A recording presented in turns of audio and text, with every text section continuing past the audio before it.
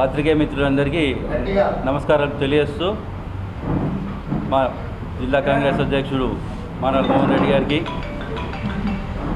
అలాగే Urdu academy chairman మా పెద్దలు మా నాయకులు రాయర్ బిన్ హమ్దాన్ గారికి, అలాగే లైబ్రరీ జిల్లా గ్రంథాలయ చైర్మన్ అయిన మా పెద్దరెడ్డి రాజిరెడ్డి గారికి, అలాగే జావేద్ అక్రమ్ గారికి, మిగతా మా కాంగ్రెస్ పార్టీ నాయకులకు,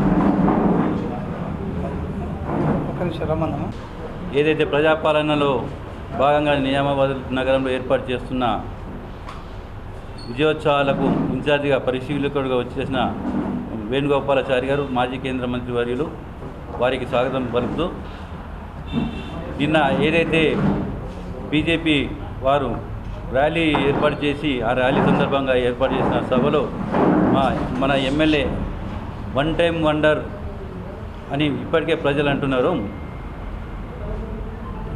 విచిత్రంగా ఆయన గెలవడం జరిగింది. ఎందుకంటే ఆయన చేసిన సామాజిక సేవ తప్ప రాజకీయ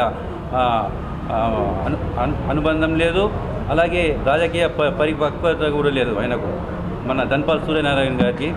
ఎందుకంటే నిన్న ఆయన ఏదైతే కామెంట్ చేసిండో కాంగ్రెస్ పాలన భస్మాసుర హస్తం లాంటిది అని చెప్పేసి, ఇక్కడ ఆయనకు భస్మాసుర హస్తం కనిపించిందో ఆయనకే తెలియాలి. ఎందుకంటే రేవంత్ రెడ్డి గారు ముఖ్యమంత్రి కాకముందు ఏదైతే 6 గ్యారంటీలు అమలు చేస్తా అని చెప్పాడో, అందులో చాలా మటుకు అధికారంలోకి రాగానే 200 యూనిట్ కరెంట్ ఇవ్వడం జరిగింది ఉచితంగా, అలాగే ఫ్రీ బస్ సౌకర్యం కూడా కల్పించడం జరిగింది, అలాగే రైతు బంధు, మన సన్న బియ్యం అడగకుండా బోనస్ ఇవ్వడం జరిగింది.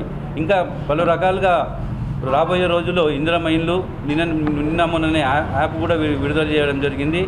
ఇవన్నీ ఒక్కొక్కటిగా అమలు చేస్తున్న కాంగ్రెస్ ప్రభుత్వం. ఎందుకంటే గత 10 ఏళ్లలో రాక్షస పాలన ఏదైతే కేసీఆర్ గారు ప్రజలను పీడించి పాలించిందో 7.5 లక్షల కోట్ల రూపాయలను ఆయన బాకీ పెట్టడం రాష్ట్ర ప్రభుత్వం మీద, ప్రజలందరి మీద పెట్టడం జరిగింది. దాని వడ్డీలకే మన రాష్ట్ర ఖజానా సరిపోతుంది. ఇదంతా కూడా బీజేపీ వారికి తెలుసు, బీఆర్ఎస్ వారికి తెలుసు. ఎందుకంటే రాష్ట్ర ప్రభుత్వం ఖజానా లోపంతో ఉంది. రాబోయే రోజుల్లో అన్ని పథకాల అమలు కూడా రేవంత్ రెడ్డి గారు ఇచ్చిన మాట మేరకు చేయడం జరుగుతుంది. ఇదంతా ప్రజలు గమనించాలా. అలాగే బీజేపీ నాయకులకు ముఖ్యంగా మన ధన్పాల్ సూర్యనారాయణ గారికి, మన ఎమ్మెల్యే గారికి చెప్తున్నా, అభివృద్ధి మీద మీరు దృష్టి పెట్టండి.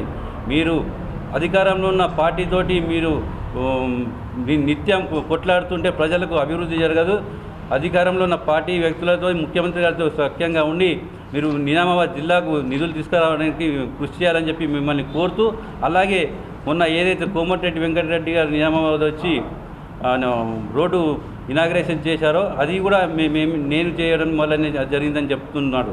అలాగే మొన్న 400 కోట్ల రూపాయలు షబ్బీర్ అలీ గారు, అలాగే మహేష్ కుమార్ గౌడ్ గారు వాళ్ళ కృషితోటి అండర్ గ్రౌండ్ డ్రైనేజీ, నిజామాబాద్ నగరానికి తాగునీటి సౌకర్యం కోసం 18 వాటర్ ట్యాంకులు, అలాగే మన మంచినీటి వ్యవస్థ కోసం తీసుకురావడం జరిగింది. అది కూడా నేనే తీసుకురావడం జరుగుతుంది అని చెప్పేసి ధన్పాల్ సూర్యనారాయణ గారు చెప్పడం జరుగుతుంది. కాంగ్రెస్ పార్టీ పిసిసి అధ్యక్షులు మహేష్ కుమార్ గౌడ్ గారు, షబ్బీర్ అలీ గారు చేసే అభివృద్ధిని సూర్యనారాయణ చెప్పడం ఇది తగదు. ఎందుకంటే ఎవరో కన్నా కొడుకును నేను కన్నా అని చెప్తున్నాడు. అది ఆయన విచక్షణకు అది వదిలేస్తున్నాము.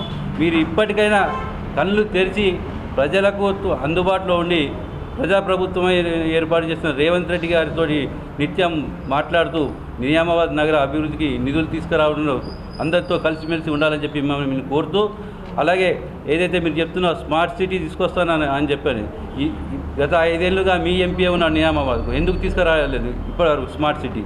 మేము స్మార్ట్ సిటీ కోసం కూడా ముఖ్యమంత్రి రేవంత్ రెడ్డి గారు ప్రయత్నం చేస్తున్నారు. అతి త్వరలో కూడా స్మార్ట్ సిటీ నిజామాబాద్ నగరానికి వస్తుందని చెప్పి తెలియజేస్తూ, మరి ఒక్కసారి మా నాయకులను షబ్బీర్ అలీ గారిని కానీ మహేష్ కుమార్ గౌడ్ కానీ విమర్శిస్తే మీకు బుద్ధి కాంగ్రెస్ పార్టీ నాయకులు ప్రజలు చెప్తారని చెప్పి తెలియజేస్తూ, అలాగే రాబోయే రోజుల్లో అమృత్ స్కీమ్ది మా ఇన్ఛార్జ్ మంత్రి గారు జూపల్లి కృష్ణారావు గారితో వారం రోజుల్లోనే అభివృద్ధి పనులకు శంకుస్థాపన ఏర్పాటు చేయడం జరుగుతుంది. దీన్ని ప్రజలందరూ గమనించే ఏదైతే సూర్యనారాయణ మాట్లాడుతున్న మాటలను ప్రజలు ఖచ్చితంగా బుద్ధి చెప్పాలని చెప్పి కోరుతూ తెలియజేస్తాను.